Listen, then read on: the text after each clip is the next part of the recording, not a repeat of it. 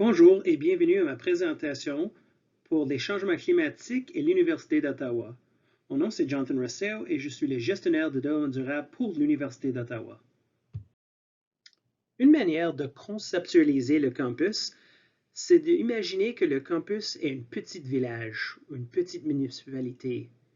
Peut-être pas si petit. En réalité, avec notre population de 50 000 personnes, l'Université d'Ottawa serait parmi les 100 plus grandes municipalités en Canada. Nous avons nos propres routes, notre propre groupe de sécurité, nos propres systèmes d'égout en dessous du campus, nous avons une garderie, nous avons même notre propre bureau de poste. Alors, avec toutes ces activités, il faut aussi que l'Université d'Ottawa est responsable pour nos émissions de gaz à effet de serre. Je me pardonne en avance, quelques-uns de mes diapos ont encore du texte en anglais.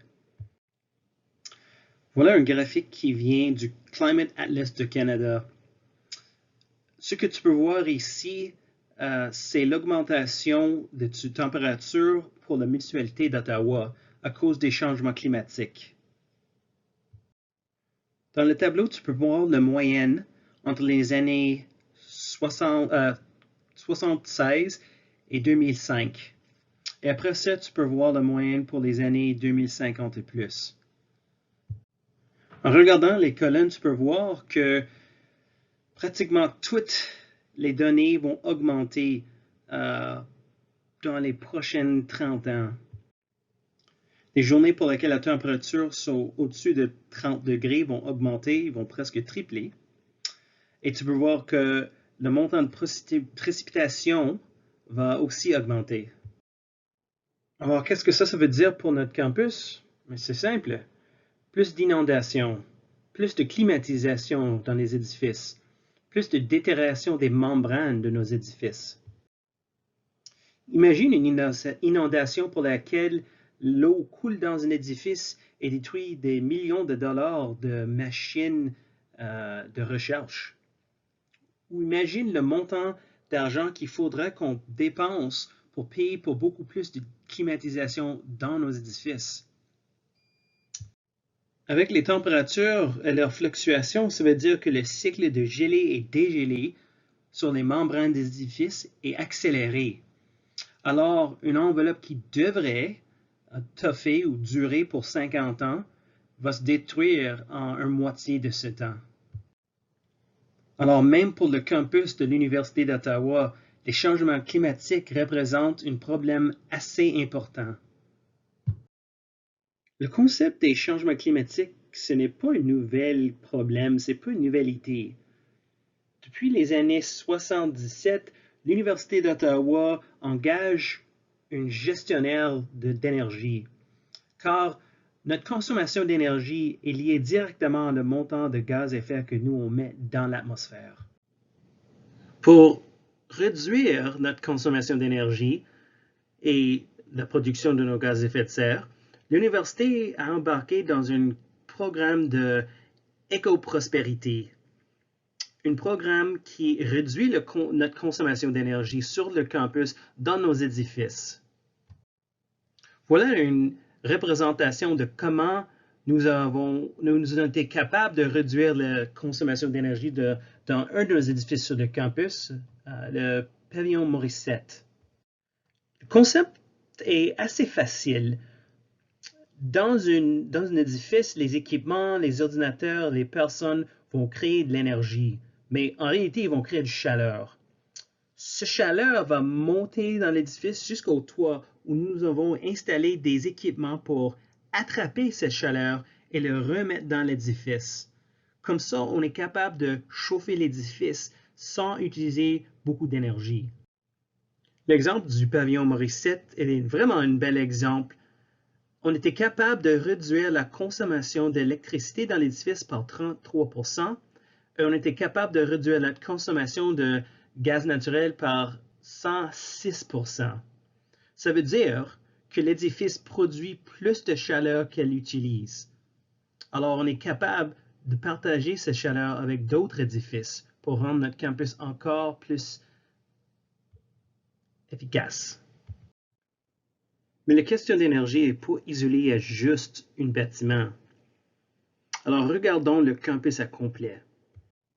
Pour le moment, imagine que tu veux prendre une douche. Comment est-ce que ça se fait? Mais tu commences peut-être avec un petit peu de l'eau chaude, mais c'est trop chaud, alors tu ajoutes de l'eau froide. Et c'est pas exactement ce que tu veux, alors un petit peu plus d'eau chaude, un petit peu froid, l'eau chaud, froid, chaud, froid, et voilà, tu trouves une balance. C'est peut-être bizarre, mais les édifices sont chauffés de la même façon. Durant l'hiver, l'édifice est froid, alors on ajoute un petit peu de chaleur. Mais si c'est un petit peu trop de chaleur, il faut qu'on climatise l'édifice pour réduire ce chaleur. Et après ça, on ajoute un petit peu plus de chaleur, on enlève ça avec les climatisations, jusqu'au temps qu'on trouve une belle balance. Mais c'est bizarre de climatiser un édifice durant l'hiver, n'est-ce pas? Ici, à l'Université d'Ottawa, on est choyé parce qu'on a une centrale thermique et un système d'énergie centralisé. On est capable de chauffer l'eau dans notre centrale thermique et le distribuer dans les tuyaux à tous les édifices dans le campus parmi nos tunnels. L'eau est amenée à un édifice jusqu'au temps que cet édifice est assez chauffé. L'excès est amené à la prochaine édifice sur le campus et après ça, à la prochaine et la prochaine. Et voilà, on est capable de voir le campus comme une boucle. Une des choses assez spéciales avec notre campus, c'est que ce n'est pas vraiment juste une série pour laquelle il faudra que le chaleur va à la prochaine édifice. Quelques édifices sont capables de partager leur chaleur avec d'autres édifices sur le campus qui ne sont pas juste à côté ou alignés avec cet édifice. Alors, le pavillon FSS est capable d'utiliser le chaleur supplémentaire et partager ça avec le complexe sportif ou biosciences. Le système est aussi capable de climatiser le campus durant l'été en utilisant le même système, mais au lieu de distribuer la chaleur, les tuyaux d'eau vont ramasser la chaleur de tous les édifices et amener ça aux centrales thermiques où elle est évaporée. Ces systèmes d'énergie centralisée sont beaucoup plus efficaces que chauffer chaque édifice individuellement.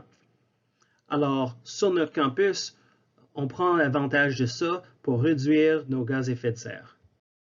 On emploie d'autres technologies sur le campus aussi. Voilà des panneaux solaires que tu peux trouver sur le toit de l'édifice ARC. Les panneaux solaires sont très intéressants pour nous autres parce que le prix de l'électricité est beaucoup plus élevé que le prix du gaz naturel.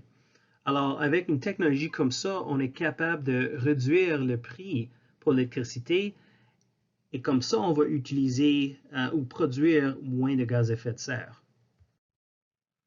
Malheureusement, les technologies toutes seules ne peuvent pas résoudre nos problèmes de changement climatique. Voilà un exemple de quelque chose qu'on a essayé sur le campus, ça fait 10 ans.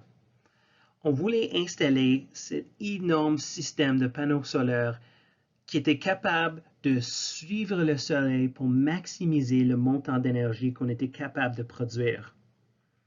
On voulait installer 10 de ces systèmes sur le toit du complexe sportif. Le coût du système était à peu près 1 million de dollars. On a installé un de ces systèmes pour ramasser des données et voir qu'est-ce que c'était capable de faire pour nous autres.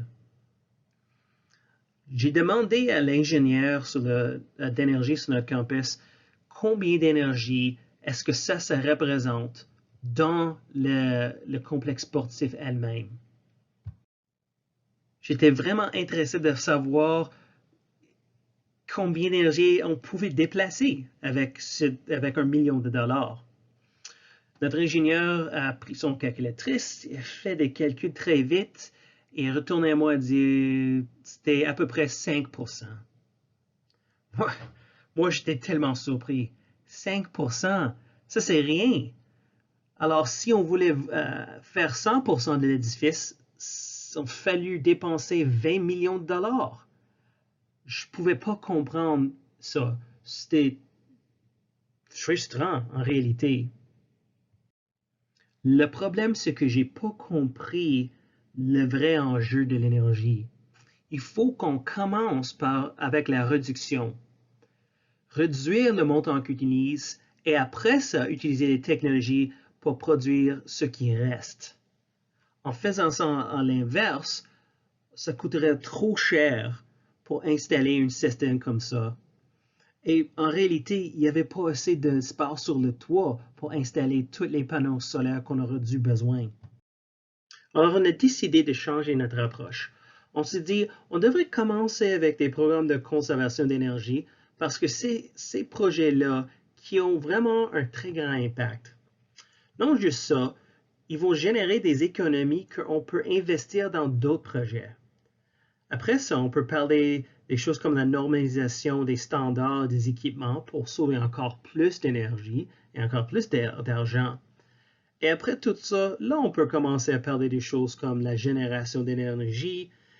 Et peut-être à la fin, on pourrait penser à des choses comme des compensations de carbone. Tu vois, la conservation d'énergie a vraiment un très grand impact et en réalité, les prix sont assez faibles pour faire ça. Tandis que les compensations de carbone ont vraiment un faible impact. Et même si on pense que le prix n'est pas très élevé, il faudra qu'on fasse des compensations chaque année, encore et encore et encore, pour assurer qu'on élimine vraiment le carbone. Conservation devrait vraiment toujours être la première chose qu'on fait. C'est parfois très très facile. Ça peut être juste aussi facile que fermer les lumières dans un édifice, mais pour nous autres, on a vu un exemple déjà avec la recirculation de chaleur dans un édifice, en utilisant la technologie dans une manière innovateur. On pense qu'à peu près un moitié de toute l'énergie qu'on utilise peut être éliminée avec les programmes de conservation d'énergie. Après la conservation, on peut commencer à parler de la normalisation de nos standards. Même si c'est un petit peu plus cher, on voit des résultats assez intéressants. On peut commencer à regarder nos édifices et changer les normes de construction pour qu'on cherche des nouveaux édifices qui produisent zéro émission. Et on peut commencer à regarder les vieux équipements et acheter des nouveaux qui vont utiliser moins d'énergie. Et là, on peut commencer à parler un petit peu de la génération d'énergie. Après d'avoir fait la conservation et la normalisation, on voit qu'il n'y a pas beaucoup de carbone qui reste. Alors, on peut dépenser un petit peu plus sur les options pour éliminer ça. Les panneaux solaires, soit thermiques ou photovoltaïques, les géothermies, l'énergie éolienne, ça varie parce que là, on a vraiment fait beaucoup de travail pour nous mettre dans une bonne place. Alors, c'est probablement pas possible de complètement éliminer notre besoin d'énergie. Des vieux édifices comme Tabaret vont sûrement utiliser plus d'énergie. Alors, il faudra qu'on trouve des solutions pour ça aussi. Là, on peut commencer de faire des substitutions avec les types d'énergie qu'on utilise. Au lieu de quelque chose comme le gaz naturel, qui est très intense dans sa production de carbone, on peut penser à des choses comme des biocarburants, où on peut chauffer les édifices avec l'électricité. Même si l'électricité est très chère, rendue à ce point-là, avec un très faible demande, ce serait pas si pire.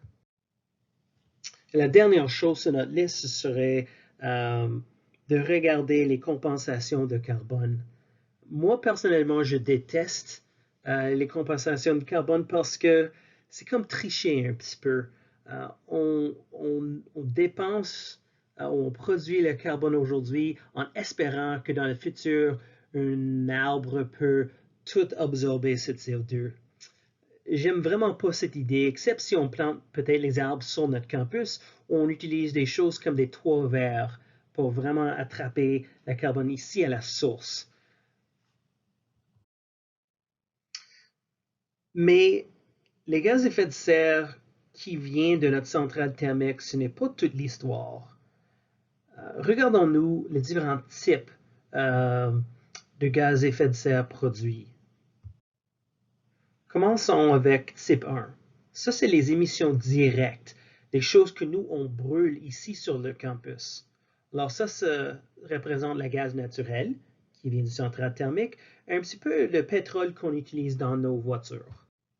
Il y a aussi le type 2. Ça, c'est les émissions indirectes. Et ça provient surtout de l'énergie qu'on achète, soit avec l'électricité ou les vapeurs.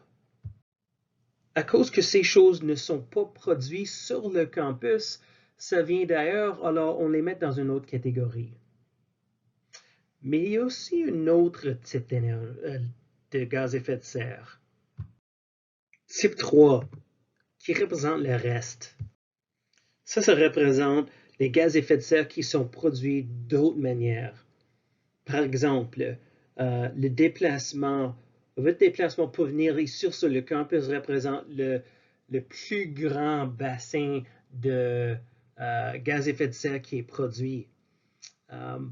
Même recycler et jeter les déchets produit des gaz à effet de serre.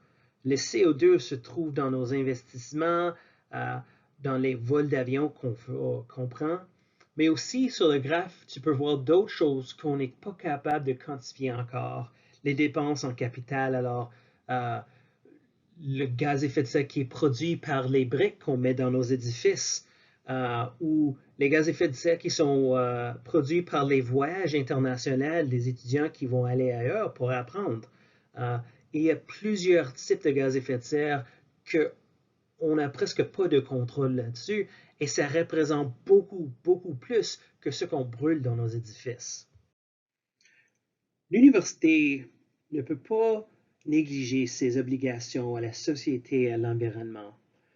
Alors, on a décidé de fixer des objectifs pour notre réduction de gaz à effet de serre. En regardant ce que les autres universités ont fait, on était capable d'essayer de nous placer dans un espace favorable. Et voilà. Donc, l'objectif, c'est de créer un campus carbone neutre. Nos objectifs sont divisés en deux volets. Alors, le premier, c'est d'atteindre la carbone neutralité d'ici l'année 2040. Qu'est-ce que ça veut dire? On va éliminer toutes les émissions qu'on peut, et après ça, on va acheter des compensations de carbone pour éliminer le reste. J'ai déjà dit que j'aime pas les compensations de carbone, mais avec la crise climatique, on ne peut pas laisser ça à chance. Il faut qu'on prenne l'action tout de suite. Les compensations vont nous donner assez de temps pour essayer d'éliminer les restes des émissions d'ici 2050. On va focuser sur les émissions type 1 et type 2. Mais ça, ce n'est pas toutes nos émissions, car j'ai déjà montré que les émissions type 3, ça représente le plus grand montant de gaz à effet de serre qui est produit. Alors, qu'est-ce qu'on va faire pour ces émissions? Ah, mais ça, c'est une histoire pour un autre jour.